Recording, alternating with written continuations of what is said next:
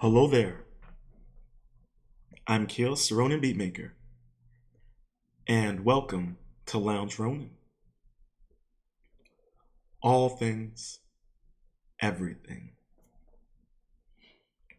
And before we get into it, if you are new to the channel, please make sure to hit that like button, subscribe, and ring that notification bell. And on this episode, we're going to discuss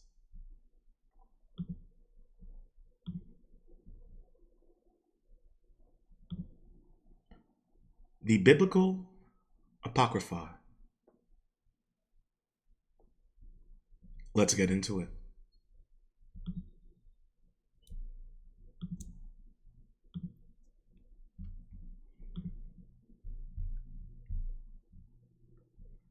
This article was updated September 2nd, 2022 by Robbie Mitchell. Apocalyptic Apocrypha. What was removed from the Bible and why? Biblical Apocrypha sounds like something out of a conspiracy theorist's darkest dreams. Books that have been hidden away from us. Books that contain secret information on the origins of Christianity. As is so often the case, that isn't exactly true. The history of Apocrypha isn't quite as shadowy as some writers would have us believe. However, the Apocrypha do offer us a fascinating glimpse into the early origins of Christianity and the power wielded by a handful of theologians that died centuries ago.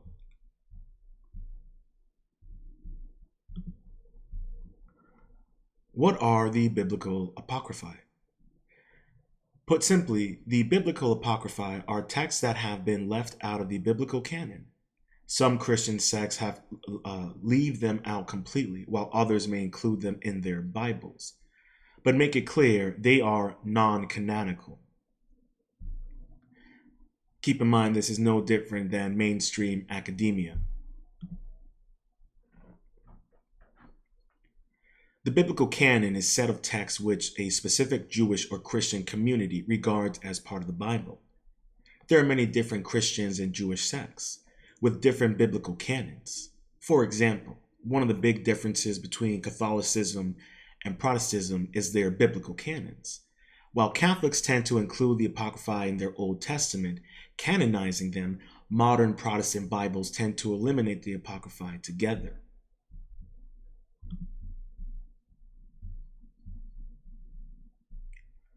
Proto-canonical versus deuterocanonical. Prime example of difference in the biblical canon is the proto-canonical and deuterocanonical texts.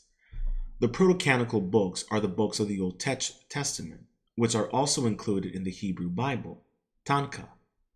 These are books that are that the very early Christians, who were the precursors to Orthodox Christians, believed to be canon. On the other hand, the deuterocanonical texts are the second canon. They are considered canon by the Catholic Church, Eastern Orthodox Church, Oriental Orthodox Church, and a handful of others as canonical representations of the Old Testament. However, Protestants disagree regarding these texts as apocrypha. Here we have an illustration of Martin Luther posting his 95 thesis in 1517. Is considered a starting point of the Protestant Reformation. Painting by Fredland Paulus, 1872. Man, the shadow work here is incredible on this painting.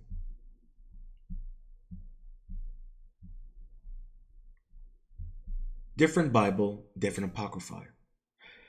This just scratches the surface of the biblical canon.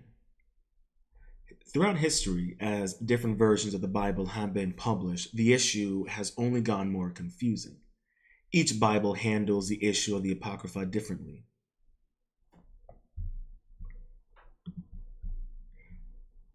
Well, what's funny about that? Each Bible handles the Apocrypha differently is kind of counterintuitive to the whole notion of keeping it all streamlined.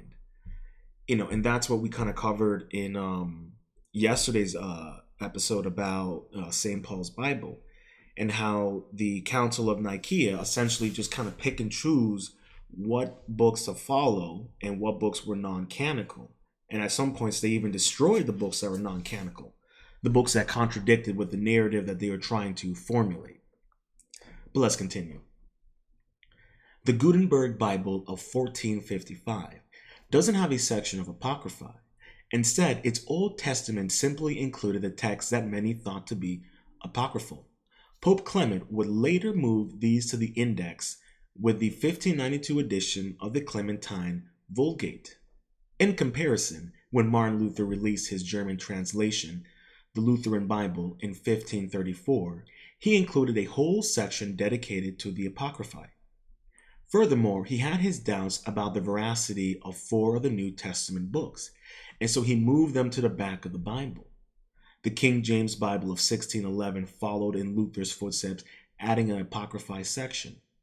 Today, when we talk about Apocrypha in general, we are normally referring to the books listed within the King James Version Apocrypha section. And here we have an image of the Luther Bible from 1534.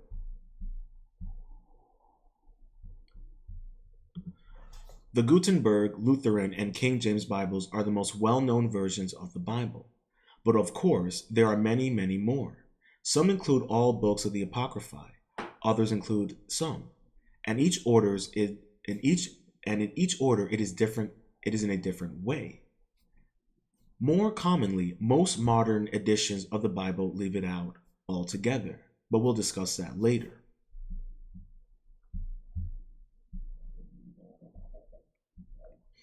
Here we have an image of Lutheran Bibles had the Apocrypha sectioned off at the end.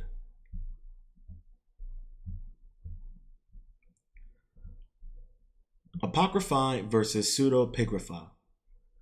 To add the confusion about what counts as biblical canon, we have the pseudepigrapha to contend with. As mentioned, Apocrypha are the books outside of the canon.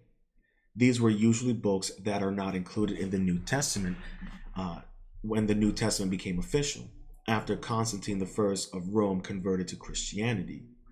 Pseudepigraphy translates as false writing.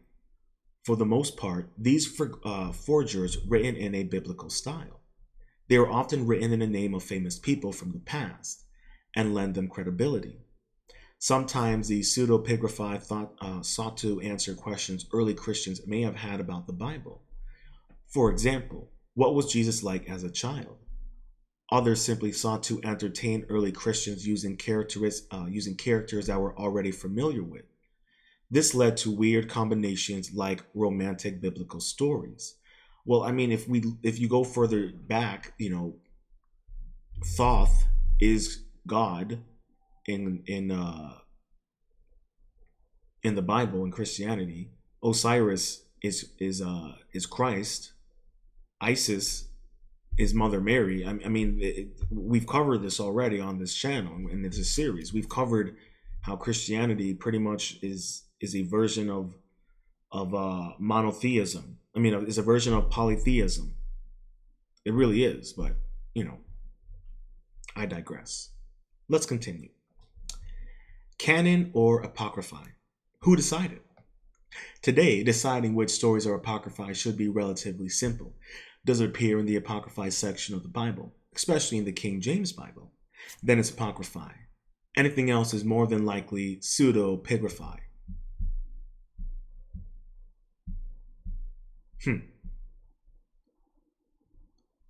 But who decided what was canon and what wasn't? When asking these questions as historians, we have to be careful not to offend. When examining the Bible as a historic text, the simple fact is, much of what its writers claimed took place can't be verified. The Bible may mention some people from throughout history, but it is as a habit of embellishing the truth. Take King Herod, for example. We know he was 100% real, and it is likely he had 3 of his sons executed. However, besides the Bible, there is no other evidence stating that he had anyone's infant sons executed. So, who decided what went in the Bible? How did they decide this miraculous story happened, but this other one didn't? This is where early Christian theologians played an important role. These theologians were largely responsible for shaping early Christianity. It should be no surprise that they tailored the religion to fit their own beliefs. I'm going to repeat that. It should be no surprise that they tailored the religion to fit their own beliefs. If an early Bible story had a strong pagan influence, for example, it became heretical and therefore pseudepigrapha. Was it more focused on entertaining rather than teaching an important lesson? Then again, it was generally labeled heretical and or pseudepigrapha. This is why, as practitioners of Christianity, you really got to do your thorough research into the origins of what you believe. Because you're being propagandized, you're being manipulated. And I don't mean this in a disrespectful manner. Let's continue. The men who wrote the Bible were human beings with their own biases, motivations, and agendas. For example, how did Martin Luther choose which text went into the Apocrypha? How could he be sure which biblical stories were true and which weren't? He used his faith. Luther was unhappy with many of the teachings of the Catholic Church, so he created his form of Christianity, Lutheranism, which largely led to Protestant Reformation. And we covered a little bit of this in Christianity's Great Schism. Check that episode out. When Luther created his Apocrypha, he took parts of the Catholic Church Old Testament, which didn't fully support his new religion, and put them in the Apocrypha. He interpreted the Bible in a way that supported his beliefs, and then made sure his Lutheran Bible reflected those beliefs. The King James Bible did something similar. While it is broadly similar to Lutheran Bible, its Apocrypha does vary slightly. Why? Because King James, a leader with his own goals, ordered that the Bible be translated in such a way that it reflected the teachings of the Church of England, a church, as a monarch, he was a head of. The Infancy Gospel of Thomas, a different Jesus. Perhaps the best example of why a Bible story might find itself labeled as pseudepigrapha is the Infancy Gospel of Thomas. Early Christians wanted to know more about the early life of Jesus. The canon stories jump straight from the birth of Jesus to his life as a young man. The infancy reads very much like a superhero or supervillain origin story. In it, Jesus reads like a spoiled, psychotic brat. He misuses his powers for personal gain, tortures his tutor, and even kills another boy who he doesn't like. By the end of the story, Jesus has learned to control his powers and resembles the canon Jesus to an extent. But it's a rough road ahead. God damn. Now that would be a great show to see on Netflix. The Jesus of Infancy Gospel of Thomas resembles the gods of the old pagan myths. I'm going to repeat that. The Jesus of the Infancy Gospels of Thomas resemble the gods of the old pagan myths. Where do you think Christianity got all of its ideas from? But I digress. Let's continue. Spoiled, rash, and with little regard for lives of mortals. It is easy to see why early theologians would look at this depiction of their martyr and see it heretical. It did not fit with the religious narrative they were trying to sell. I'm going to repeat that. It did not fit with the religious narrative they were trying to sell. Okay? Think about that. All right? They're salesmen. They're religious salesmen. Just keep that in mind. Here we have one of the trying tiles, circa 1330, depicting the antics of a teenage Jesus. I'm not gonna lie, I would love to see a show called the Gospel of Thomas, and just a little Jesus going around just wrecking havoc and just causing chaos. I'm all for it. Bring it. Give it to me. Why did the Apocrypha and the pseudo-Apocrypha disappear? The conspiracy theorists out there like to point at the Apocrypha as the pseudo the pseudepigrapha. Oh my God, I had it perfect. The pseudepigrapha as proof of the grand sweeping conspiracies. Jesus, man, the English language, it fucking sucks. I'm sorry. The English language fucking sucks. I apologize for the language, but oh my God, it frustrates me. They like to question why it is that so many people hailing from predominantly Christian countries have never heard of many of these biblical tales. Surely this is proof of the Illuminati or the Knights Templars or someone else controlling what we believe. What don't they want us to know? As is so often the case, the reality isn't quite as exciting. It is interesting, though. The first disappearance of the Apocrypha occurred in the Revolutionary Britain during the 1600s. The Puritans were dogmatic, following the sola scriptura standard, scripture alone. We covered that in the Schism of Christianity. Check that episode out. This means they only cared about and were interested in the biblical canon. Everything in the Apocrypha was worse than useless to them. It was borderline offensive. The Westminster Confession of Faith excluded the Apocrypha from the canon, and so most British publishers stopped printing it during this period. Eventually, the Apocrypha was banned by those offended by it. This time, it really stuck and was likely the reason so many people today are unfamiliar with the Apocrypha and tend to sensationalize it. Well, I mean, you're saying that, but I feel like the Gnostics would have a thing or two to say. But, you know, here we are. In 1826, the British and Foreign Bible Society announced that they would no longer fund any printing of the Apocrypha anywhere. The National Bible Society of Scotland had petitioned them on the matter, and the BFBS agreed. This ban lasted until 1964 in the United States and 1966 in the UK. The result is most modern Bibles, including reprints of the King James and non-Catholic reprints of Clementine Vulgate, omit the Apocrypha. Even reprints of even older, more obscure Bibles skip the Apocrypha.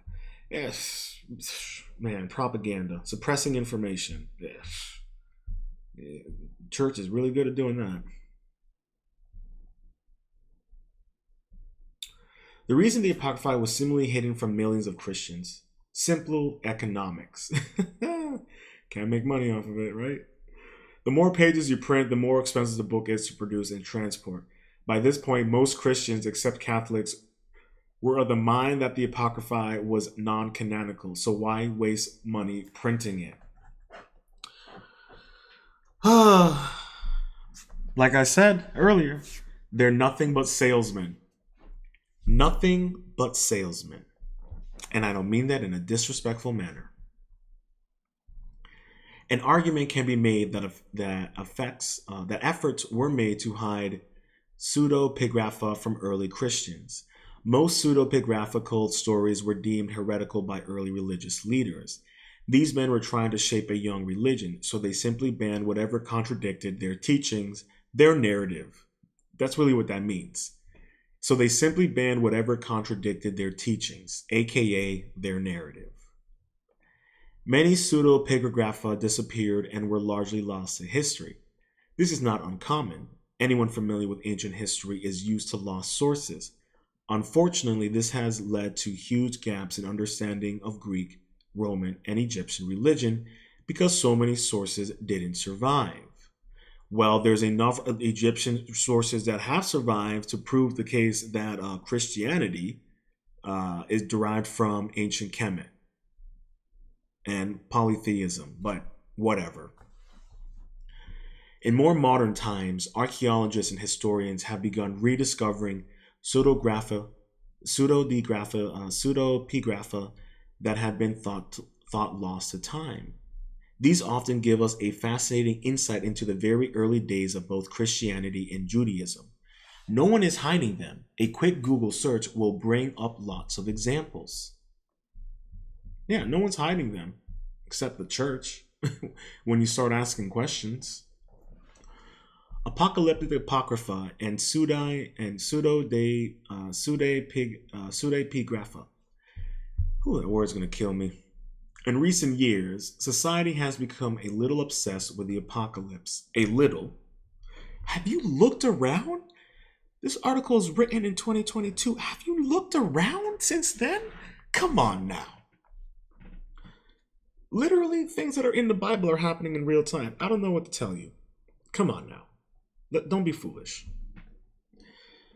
Anything apocalypse related sells big. Many are also a little fixated on conspiracy theories. Unsurprisingly, this means that in recent years, the idea of Apocrypha being hidden has gone hand in hand with conspiracy theories regarding the apocalypse. So how apocalyptic is the Apocrypha? In truth, only one of the texts usually attributed to Apocrypha even deals with an apocalypse. 2 Esdras. In it, Ezra, scribe, has 4 visions relating to the apocalypse. There is nothing particularly inflammatory in it.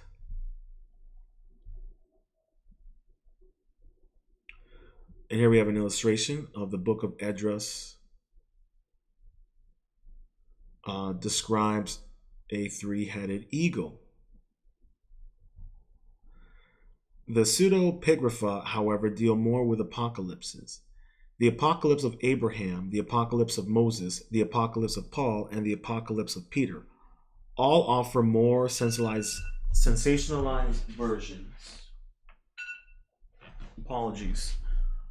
All offer more sensationalized versions of the apocalypse than what is included in the Bible. The apocalypse of Peter in particular has survived in many ancient manuscripts. It gives us a slightly more detailed depiction of what life is like in heaven.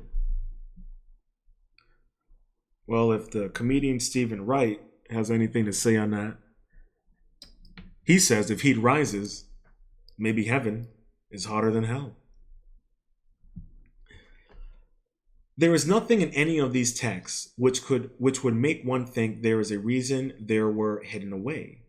Instead, the texts simply don't fit the canon laid out by early biblical scholars. Anyone hoping for Da Vinci Code level revelations when reading them is bound to be sorely disappointed. Okay, sure. Okay. Conclusion. Studying the Apocrypha can be unsatisfying for anyone expecting a grand revelation that would turn the established church on its head. Just admitting that Catholicism derived from ancient Kemet would turn it on its head. Come on now. It is simply just a collation of extra stories that didn't make it into the canon and then were largely cut altogether because of financial constraints. In fact, most of the Apocrypha appear in the Old Testament of Catholic Bibles, so they're really not very well hidden at all.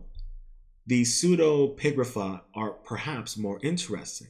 They offer raunchy, sensationalized versions of characters already established in the Bible. A psycho Jesus who kills little boys and tortures people? The story will sell, and it is easy to see why people might wonder what else was hidden from them. Well, I mean, if you look into the fact that Jesus Christ was also trafficking little boys, then you might not be surprised by those stories. Here's the thing. If you don't do a little extra deep dive, and I keep on saying his channel, Lady Babylon, because I've been listening to his lectures on Greek and Christianity, and let me tell you, when you listen to the way he explains things and breaks it down, Jesus Christ was doing some shady shit back in the day. That's all I got to say on that. However, in fact, pseudepigrapha are little more than fan fiction, stories written to entertain people whose lives largely revolved around their religion, while filling in gaps in the established canon. This does not mean the study of these texts is dull or unimportant. However, studying both the Apocrypha and the pseudepigrapha shows us the effect certain people have had on the development of modern Christianity and its religious texts. It reminds us that the Bible is a very old text, which has been translated myriad times. And that, like any text, it is very open to interpretation. Tell that to the Church of the Vatican. And that concludes the biblical the Biblical Apocrypha.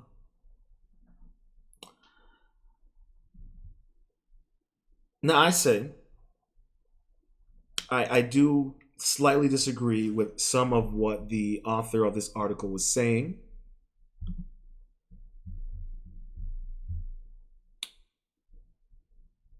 I think, Robbie was kind of downplaying a little bit and kind of doing a little cover for the church. But hey, that's fine. No problems. I feel you. Do what you got to do. But, even when I talk to my mom about things that are going on in the world, and she's more well versed in biblical texts than I am, she'll be like, "Oh yeah, this is in the Bible right here." And then I'm like, okay, well, you go further back and you look into the older texts of where the Bible got a lot of its stories and ideas from, and you're like, oh, okay, this stuff has been told for a while. I mean, are we going to pretend that what Nostradamus was predicting and things like that is just, woohoo?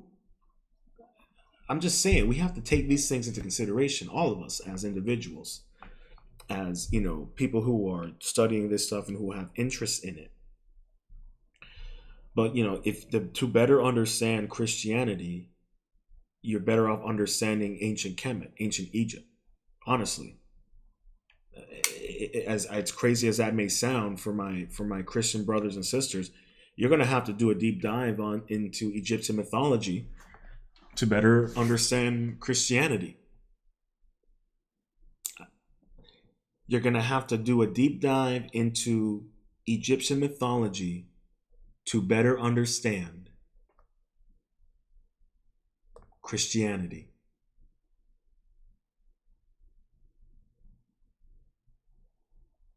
I hope you enjoyed this episode of Lounge Ronin. All things, everything. If you've made it this far, please make sure to hit that like button, subscribe, and ring that notification bell. And make sure to leave a comment with your thoughts below. And until next time, stay positive, stay focused, stay true, and much love.